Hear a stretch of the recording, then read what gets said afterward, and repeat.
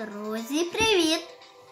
Ми сьогодні не маємо зняти круту комп'ютерну гру. Дивіться, яка вона цікава. Ну, скажіть, гадайте, яка це гра? Це підсказка вам. Котик Діма. Дивіться, як в неї грати. Я дуже люблю цю ігру. Скачав собі на планшет і все. Отак і грати, типа, золото, щоб купити щось. Поки що це не знаю, для чого воно це золото. Ну отак треба наврізатися, бо це защита, цей скейт. Ну, не знаю, що це таке, якийсь защитний. Ну, поки що його не треба тратити. А то ми програємо. Тріщини, як в тому за золотом. Просто другі монетки.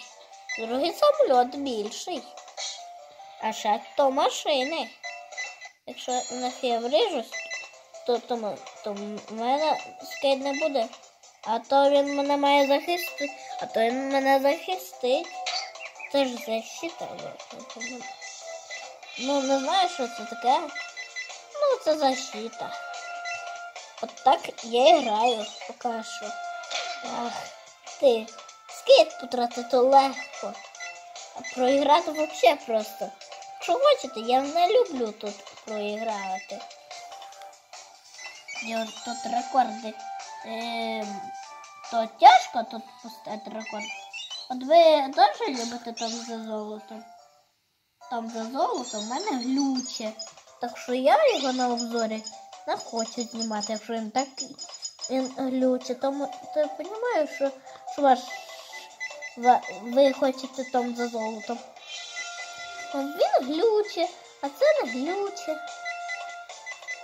Ці ігри таке.